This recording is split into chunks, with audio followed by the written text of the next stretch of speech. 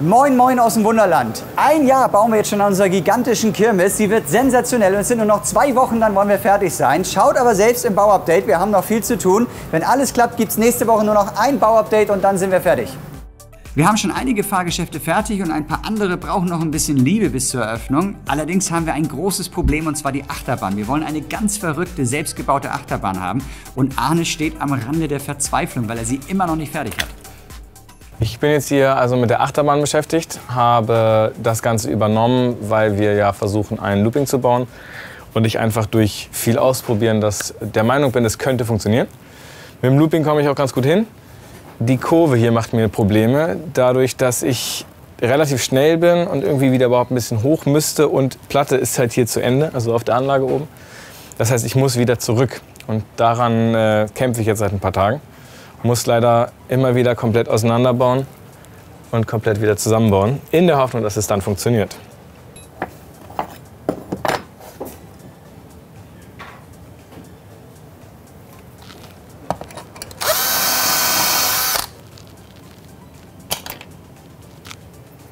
Ich habe schon 150 Mal die Kurve auseinander und wieder zusammengebaut. Weil er entweder rausschießt, also mehr geradeaus fährt, oder aber, weil ich mich so doll reingelegt habe, falle ich einfach aus dem Gleis raus. So, ich nehme jetzt mal mein Telefon zur Hilfe, mache ein Zeitlupenvideo, damit ich sehen kann, was da hinten genau passiert, weil das einfach viel zu schnell geht, dass ich es wirklich sehen kann und dann eben urteilen kann, was ich dagegen tue.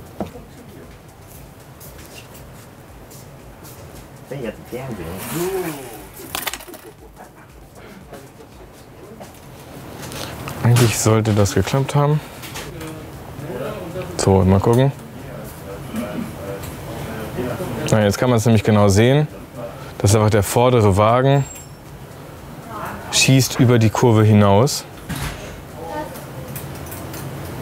Müsste also weiter in die Kurve reinlehnen oder ich muss mal was basteln. Mal schauen. Müsste hier noch so ein Zwischending einbauen.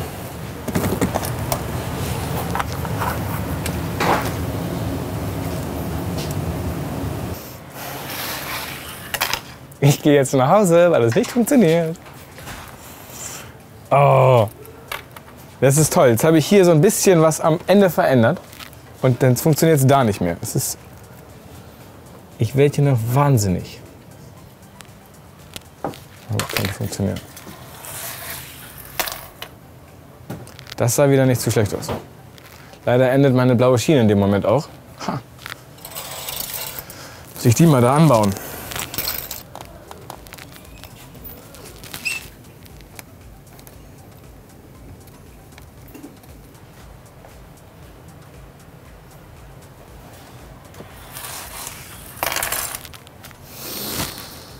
Warum macht sie das jetzt?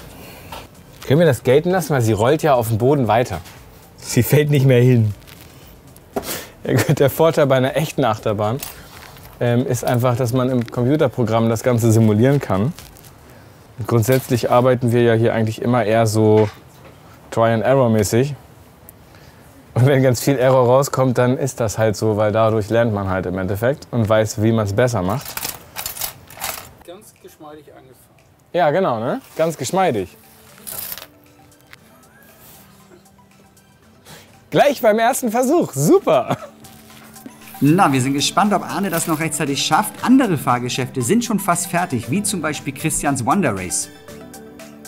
Ja, heute habe ich den Schriftzug fertig beleuchtet und anmontiert.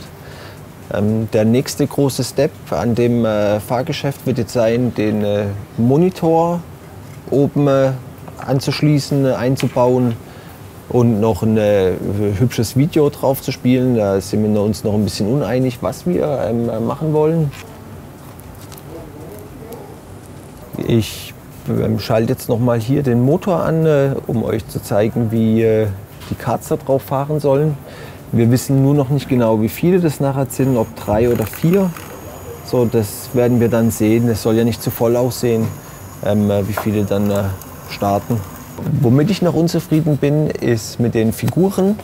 Die gehen mir zu arg unter, die sind zu tief im Fahrgeschäft drin. Ich kann das ja gerade mal zeigen. Hier ist die eine und die andere auf der rechten Seite. So, und da würde ich gerne die vielleicht noch, wenn es möglich ist, die vorholen. Werde ich jetzt gleich an die Anlage hochgehen mit dem Fahrgeschäft und mich mit den Modellbauern kurz schließen, um zu schauen, wie wir das realisieren können. Ich finde, das ist ein mega Fahrgeschäft und nachher vollendet mit Monitor wird es so auf der Anlage stehen.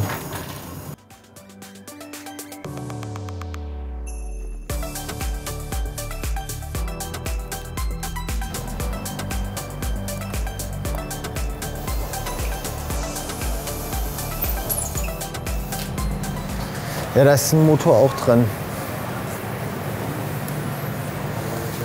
Kannst du so hinstellen, stellst mal.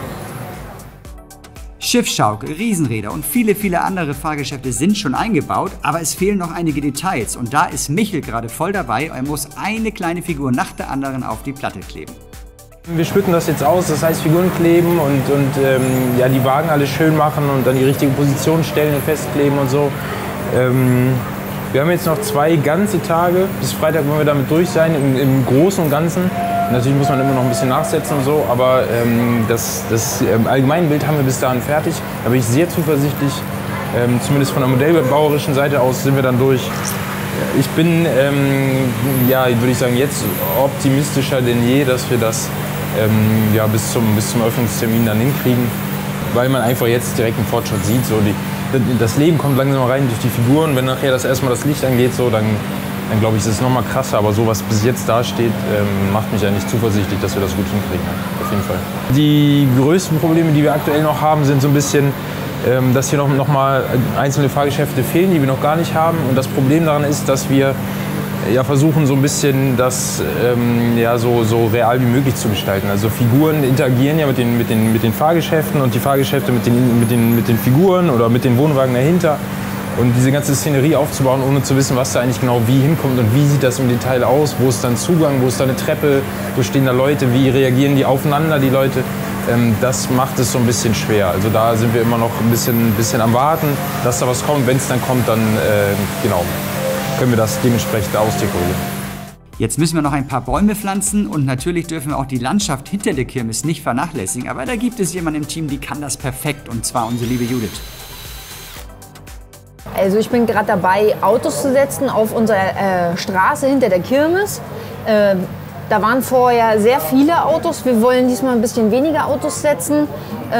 Und ich nehme erstmal die alten, guten, die wir recycelt haben. Und dann habe ich mir hier 2 Kartons mitgebracht. Da sind einfach schon Autos mit Kabeln. Und da setze ich dann einfach noch ein paar nach, damit es belebt wirkt auf der Straße. Denn wir haben ja hier in die Richtung die Kirmesfläche. Und hier die Straße und sonst ist jetzt hier beleuchtungstechnisch nichts mehr vorgesehen. Und da müssen wir halt gucken, dass ein bisschen Leben in die Hütte kommt. Ne? Wie viele ich setze, weiß ich noch nicht ganz genau. Wir wollten es nicht zu dicht machen. Ich lege mir erstmal alle so ein bisschen aus. Schauen mal, wie das aussieht. Ein Kollege wünscht sich auch noch, dass wir noch ein paar LKWs setzen. Durch Corona haben wir jetzt im Moment nicht so viele LKWs da. Deswegen habe ich gesagt, du, kein Problem, ich lasse dir einfach ein paar Freiflächen. Also diese sollen einfach mal symbolisch darstellen, Freifläche. Dass ich da kein Auto hinklebe und man kann da später noch einen LKW nachsetzen. Na, dann hoffen wir mal, dass noch rechtzeitig ein paar LKWs auf die Anlage kommen, denn Autos haben wir ja schon eigentlich genug. Aber wir haben noch viel zu tun. Obwohl wir jetzt schon viel geschafft haben, wird es noch einige Probleme zu lösen geben. Und welche das sind, das seht ihr im nächsten Kirmes-Update.